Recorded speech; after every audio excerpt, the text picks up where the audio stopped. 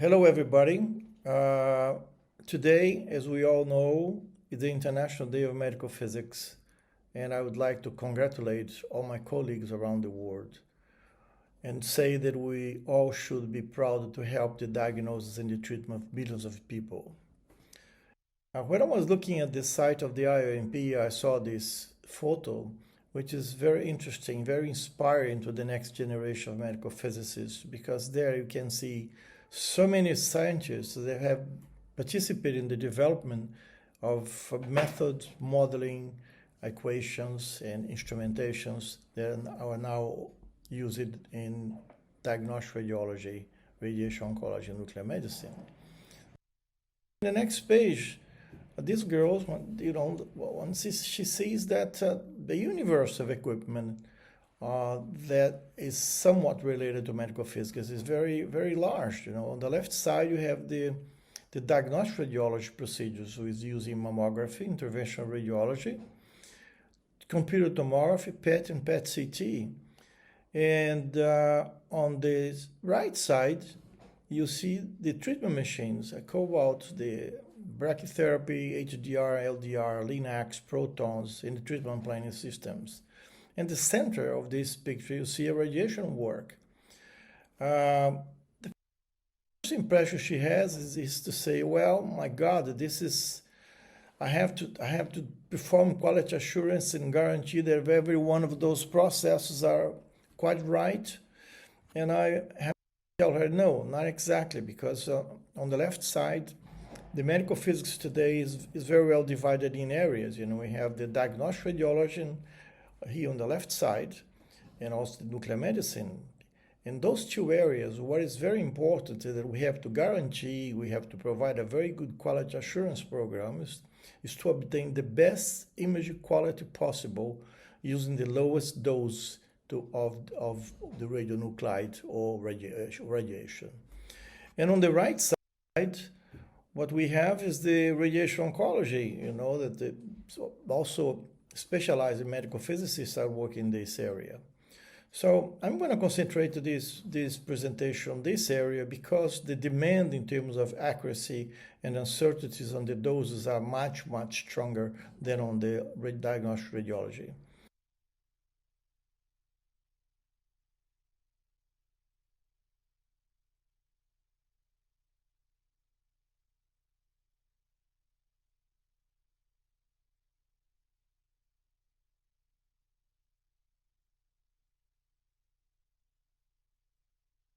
Move on, I'd like first of all to define what is absolute dosimetry.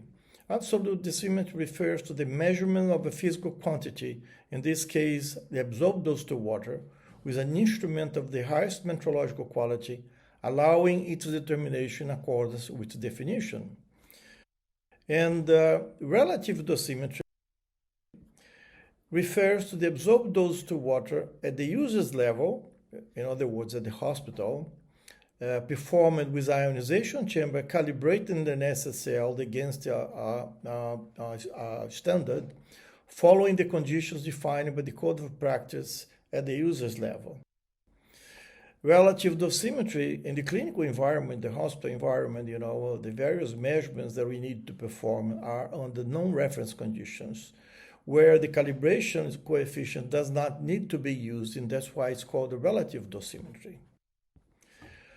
As a main objective of our work in radiation oncology as a medical physicist is to perform a dosimetric procedure to estimate one of the physical quantities, air karma or absorbed dose, as close as possible to its true value to fulfill the needs of a specific application, and this final number should be less than 5%. If we look, for instance, the dose-response relationships, you see here on the right side the percentage of tumor control, on the right side the percentage of incidence of normal tissue damage. What we must do is all efforts to make sure that we control the tumor and spare the normal tissue as much as possible. And those two curves, tumor control response and normal tissue damage curve, it varies the separation of those two depending on the type of tumor. But before we move on, I'd like to clarify a certain confusion among the users and some manufacturers on the proper use of absolute dosimetry and reference dosimetry, especially those two, because they are much more related to the measurement of the quantity itself. For instance, the Standard Image, they sell equipment, and they say on the solution they are selling equipment for absolute dosimetry, like a pinpoint is our margin of error. And also says that the simple, precise setup to easily acquire beam quality and absolute dosimetry, those measurements, supported by the ALFIM TG51 and IAA 398. But in fact, those two documents, they don't talk about absolute dosimetry. They talk about reference dosimetry in the user's level for the determination of absorb those two. The IBA also, they mentioned absolute dosimetry, like precise QA solutions. IBA offers a complete range of solutions for absolute dosimetry, but they do not sell yet primary standards. And PTW, on the other hand, they indicates that the electrometers, for instance, is a reference class electrometers, and the detectors, the ion chambers here in this case, are for use on reference dosimetry. But now they are beginning to sell primary standards. What is important in this whole process is that the measurements that we made be the best possible values should be reported with its typical uncertainties using the appropriate calibration coefficients and also all the correction factors that we need to adjust the measured value to the true value. Second, the radiation detectors must be calibrated following a universal protocol agreed by all the professional societies, and the quantities measured must be referenced to a national laboratory. An example of an universal dosimetry protocol is the TRS 398 that was first published in 2010, and the new version has been published in 2024, and this should be, let's say, somewhat our Bible to do our work. Now we must understand, however, that we need to appraise the international network of ionizing radiation metrology. And if you see here on the right side, we have at least 4 levels. The first level are the primary lab, who are the same level as the BIPM, and the BIPM is an organization that was built to coordinate and to ensure the traceability of all the primary labs. Then the second level are the secondary standard dosimetry labs, also called in the States ADCLs, accredited dosimetry laboratories, traceable to the national standard. In this case, also the users that are ours, we should be connected to the SSDL. We should also be connected to the IAA, which has an SSDL linked to the primaries. Or you could also go directly to the primary standards, but normally the usual way is to go to a secondary standard dosimetry laboratory. The main role of this international metrological network is to organize the process in a way that the various laboratories in the world aiming the quantities we use in radiotherapy, radiology, and radiation protection, such as air care and absorbed dose, are measured in the same way, and the results are comparable. As a final goal of this process is that in radiation oncology, that the clinical results of different institutions must be comparable if the absorbed dose is measured, delivered, and reported accurately. In addition, of course, to the clinical parameters that the physician should take into account.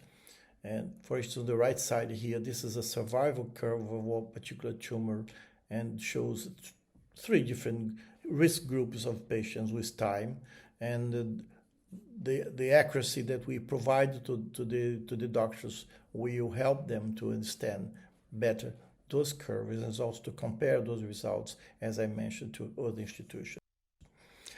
And for our own sake, because we are radiation workers, it's important that the measurements guarantee that the doses that we are measuring are within the adopted dose limits defined for a radiation worker, including ourselves. The absolute dosimetry in water, there are four possibilities to deal with that. When this is the structure of the TR is 398, and then it's shown here that there are four possibilities using a water calorimetry, a chemical dosimetry, a graphite calorimetry, and also ionometry with ionization chambers. And those four forms the basis, to be used for several other applications for high energy X-rays, electrons, or even protons. Although for the medium X-rays and low energy X-rays for air camera, you have the free air chambers, but for absorb dose, you use the formalism provided by this protocol to end up with the value for the dose absorbed. There are two possibilities of realize the quantities of absorbed dose. You could come from air camera and then use the corrections for needed to apply and then transfer this to dose in water. Or you could go straight to the calibration water and use this NDW is the calibration coefficient directly to the clinical area where you see those here, and this is the calibration coefficient there. Now, for the level 1, standard for absorbed dose into water, the first option that should mention is the one used at the BIPM. They use a pure graphite wall, it's right over here. The wall when the electrodes are made of graphite, and the sensitive volume of this chamber is very well defined. And this chamber is placed at 5 grams per square centimeter of graphite phantom with 15 centimeters of thickness and 30 millimeters of diameter, and the 10 by 10 field size here. And the formalism to derive the DW, which is here the absorbed dose to water. The sensitive parameters are the sensitive volume of the cavity, and the ratio between the massive energy absorption coefficient water to graphite, and the ratio of the restricted stopping power between graphite and air. After that, the major one is the correction factor from graphite to water. It's not a simple system. It's as you see, the other calorimeters, they're very complex but not complicated, but you have to take very good measurements with very good instruments to be able to measure those parameters at the level of a primary standard. The second possibility are using calorimeters, and then we have two options. The water calorimeter, that measure the dose in water, and then the graphite calorimeter that measures the dose in graphite, and then we have to convert it to water. So the first ones used were the graphite calorimeters, and the water calorimeter came way after that. And this the first water calorimeter that was developed at the NIST by Steve Domen and also by the NRC. It's used at the NRC in Canada. Was designed by Steve Domen. As you see, it's a very complex system because it's completely isolated from the environment, and here's the heart of the calorimeter. This is the steering magnet to make this water moving in a very homogeneous way. The heat exchanger, the thermistors, the two thermistors are here, and also you have the sensors here. So the calculation of the dose or the determination of the dose to water uses these formalisms, and the two major points are the CW, which is the specific heat of the water, also the KT, which is the transient effect of the thermistor response due to dose deposition, and the KD, 8D, which is the heated effect of the water, which means that the difference between the absorbed energy and the energy that appears as a heat due to chemical reactions induced by radiation. So this is also a very complex system. You have to be must have very good instruments to carry. On the other hand, the NPL in England, they are using a graphite calorimeter made of pure graphite. And then what you do is you measure the dose in graphite, then they have to apply a conversion factor to transfer to water, And here, it's a beautiful design. It's a cutaway showing the internal structure of the calorimeter, where you can see here where the thermistors are. And the dose to the graphite is the heat produced on the radiation, which is where C is the heat capacity of the core, and R is the heat efficiency equal to 1 for graphite, which has no heat defect.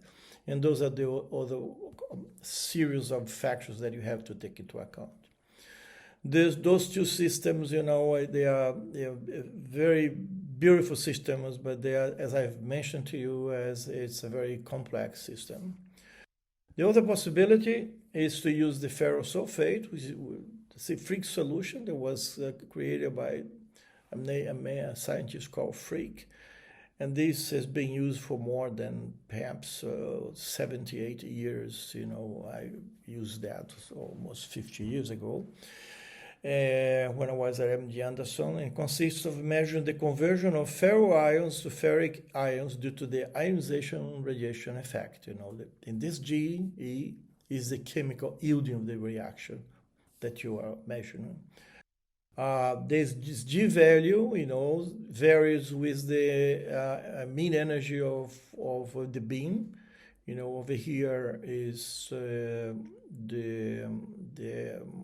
cobalt 60, and then there's a 6 and 10 and 15 MeV somewhere in here, about 10 MeV, and this for the low energy photons.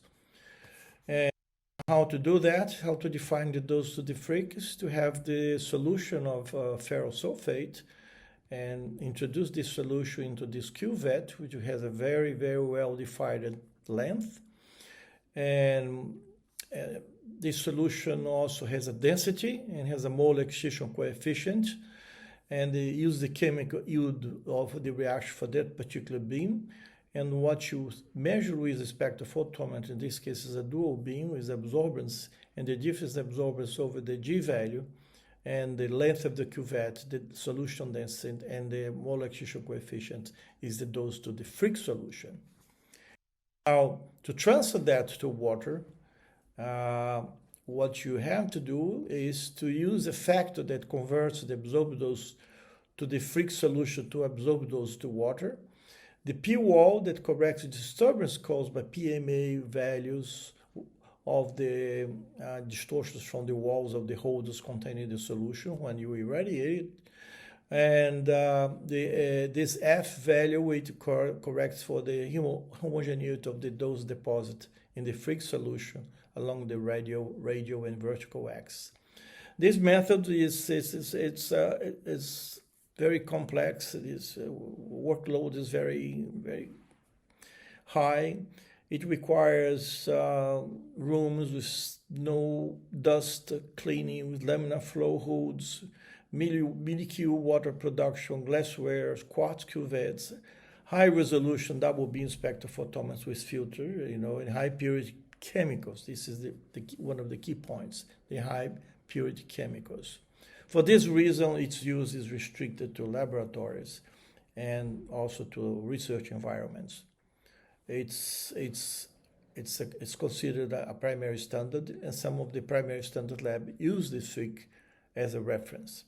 Now, as you can see here, what does the BIPM role, for instance? The BIPM here is making a comparison of the water calorimetry, which is these black dots here, with the graphite calorimeters, which is the squares over here, and also the Frick dosimeters cited really over here.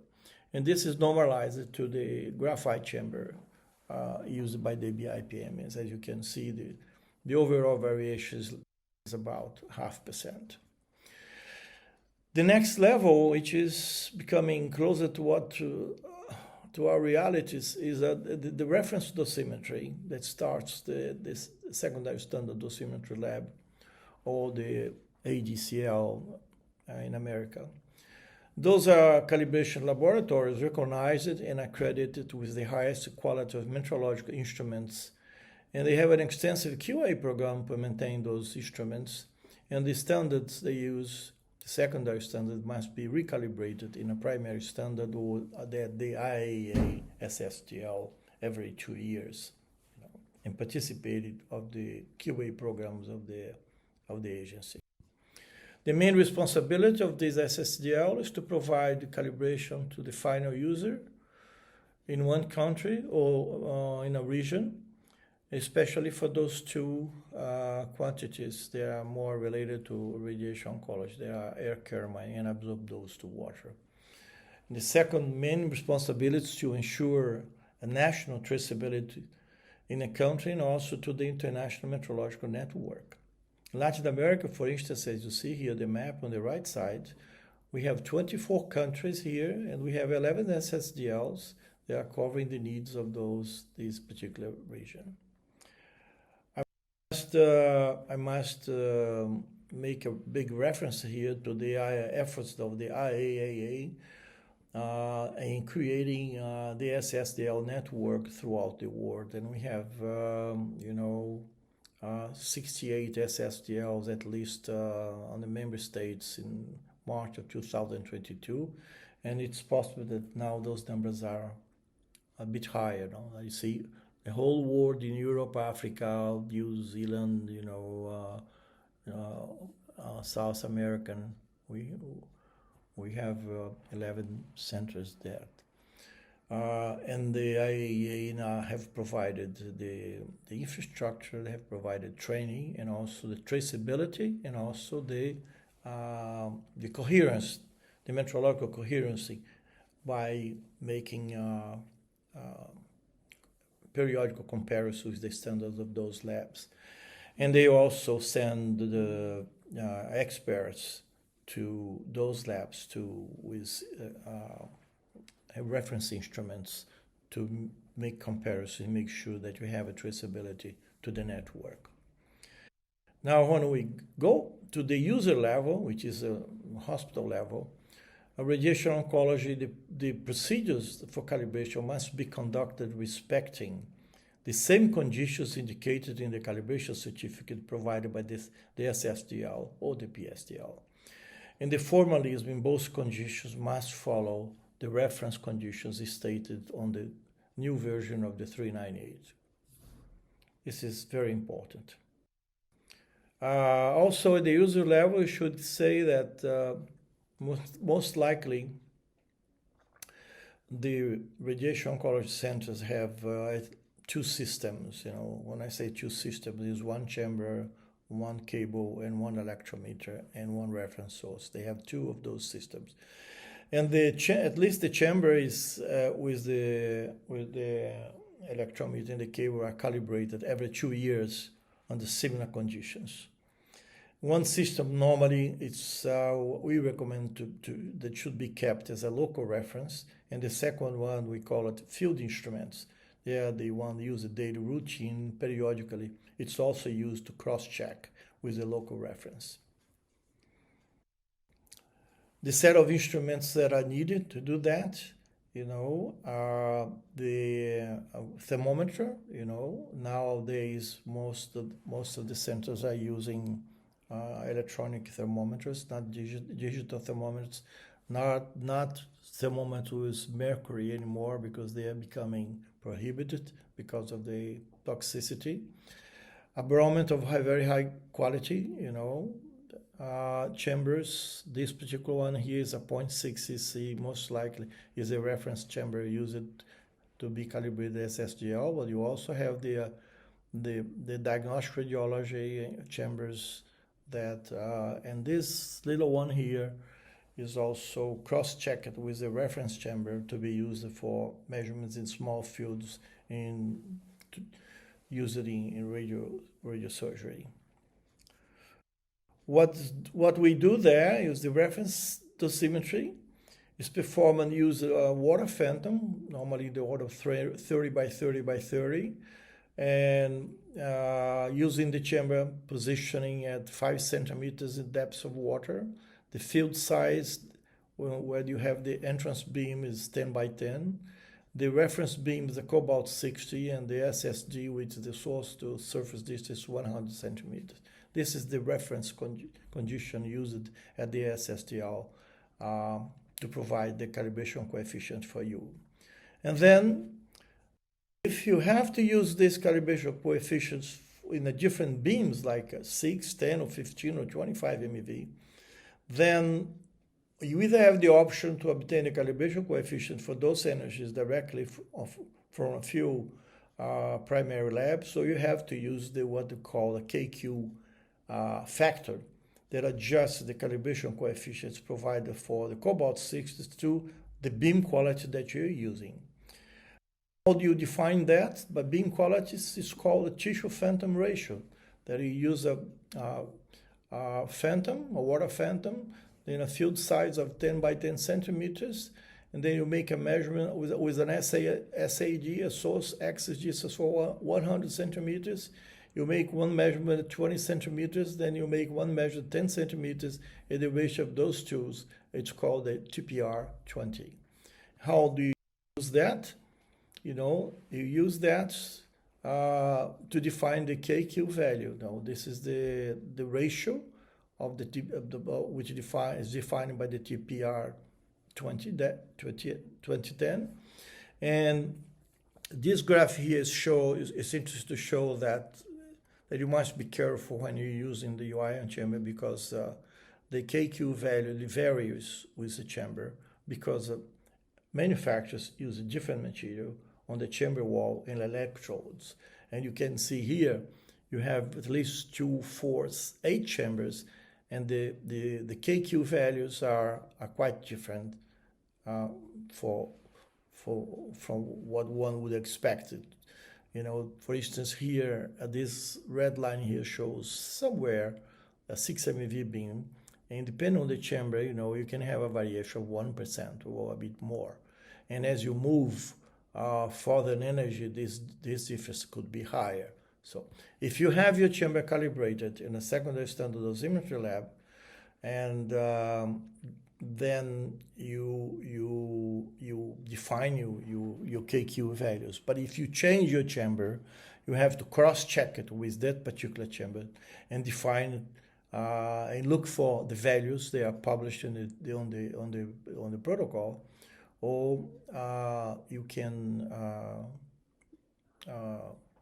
use the values and the graphs that are on the 398. Now, to define the dose at the particular point of the reference conditions, it's the same formalism that you'll be using for cobalt, except that you don't have this KQ factor here that we just mentioned before. You have the NDW, which is being provided for cobalt, and then you have the KQ value that is used to adjust the value measured for the quality that you are working. Now, in terms of the uncertainties, remember that at the beginning I mentioned that in radiation oncology today, the maximum total uncertainty when you talk about the dose delivered to the tumor, not the dose measured in a phantom. The dose measured to the phantom, you see here, you can, looking at the standard laboratory, that's the combined uncertainty, all the steps are 0.6, and the use of the high photon beam is 1.5.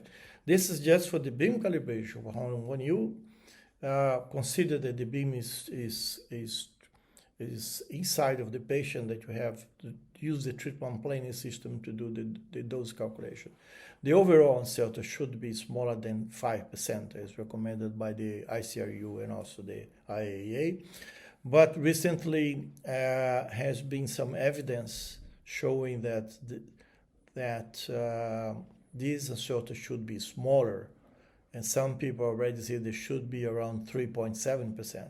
If it's 3.7%, look at that. You have just 1.5% here, that perhaps one day, if you don't have to use the KQ factor, it would be reduced by 1% on this relative uncertainty, and this would come down most likely to less than 1%. So, but this is the future for the purpose that this presentation. Then the final number that we're looking here, provided by the SSCL, is 1.5%. Okay. Now, the final step is what we call the relative dosimetry, which is also done at the institutional level.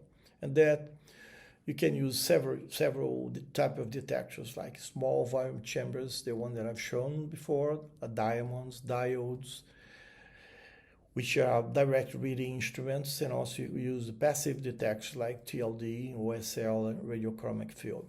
The advantage of this is that none of these instruments requires calibration, and the measurements are normalized to the point of maximum response that you have on a phantom. Like for instance, you see here percentage depth dose, and then you have interesting region here, which is called the build-up region. Then you have the fall-off, which is typical of a particular beam. Not all are the same, but if, for instance, here you have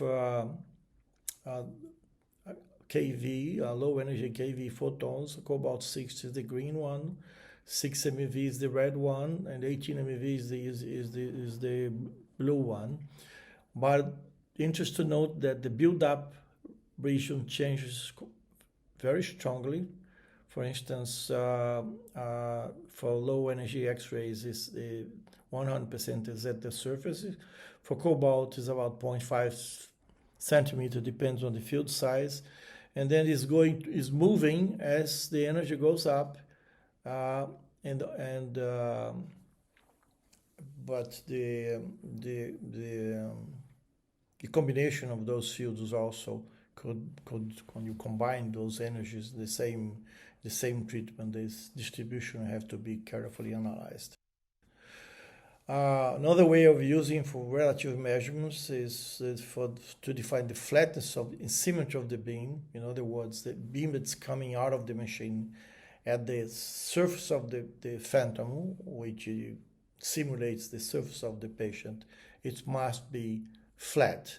And this flatness depends on the energy, it depends on the manufacturer, it depends on the flattening filter that you're using. And also in those days, you're not using a flattening filter anymore, so you have what's called FFF, flattening filter free, and then the shape of this curve is compensated in a way by the flattening filter for to make sure that you have this. But if you look here on the right side, which is called output factors, as you change the field size, and you have the 10 by 10s as the reference point to be normalized, because this is the reference depths that you're using to calibrate. You can see here that on these lines, the 6 MeV with flattening filter, and the green one, which is the 10 MeV, also with a flattening filter, but the flattening filter free, they are very much different than the ones with the no flattening filter, especially when the fields are larger. When the fields are smaller, there's a bit confusion here and what you should do, but it's very critical because the gradient, the vertical gradient is high. So be careful if you're using a flattened filter beam, and make sure that you are normalizing and measuring the flatness of those beams before you enter those data into the treatment planning system and also on your QA program. Now, the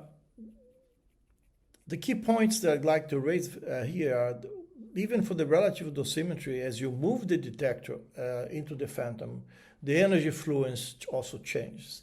If this detector has some energy dependence with the energy as you move the inside of the phantom, you have to take that into account, because when you normalize to the maximum response, may not be exactly, because the response is changing with the energy fluence inside of the phantom. Also, the dose rate effect should be analyzed for the flattened filter beams. You should be careful about the direction dependence as a function of the geometry and also the detector volume. And an interesting and careful point is to make sure that the signal to noise ratio is kept under the conditions that are recommended by the TRS 398, because as you reduce the volume, you reduce the signal, but the noise may be the same. So the signal to noise ratio may be a factor that will end up increase your uncertainty. And also something that is detected normally on the QA is a loss of instrument sensitivity with time. So those points, especially for those instruments and detectors that show energy dependence like TLDs and diodes, although the diodes now they are coming with some filters just to reduce the energy dependence, but you have to be careful about that, okay?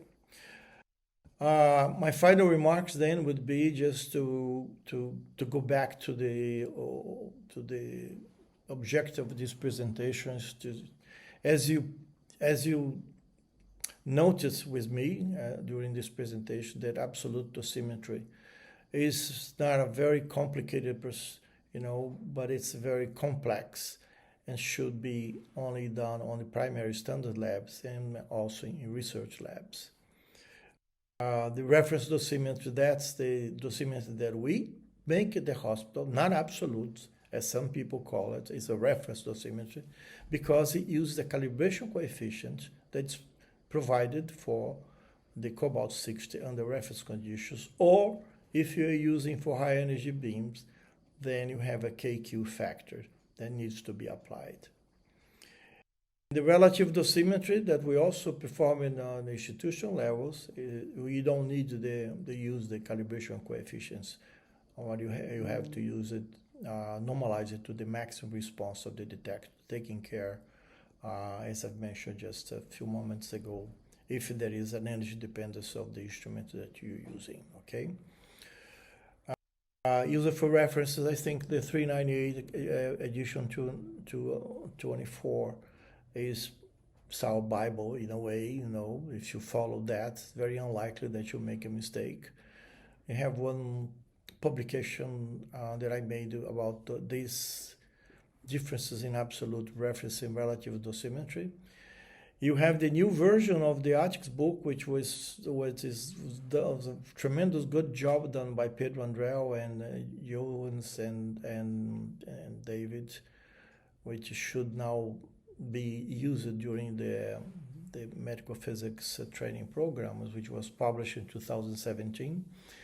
We have some of the papers about freak, we have a very, very interesting and good paper done by Irving McMalcolm from NRC in Canada in 2009 on the summer school.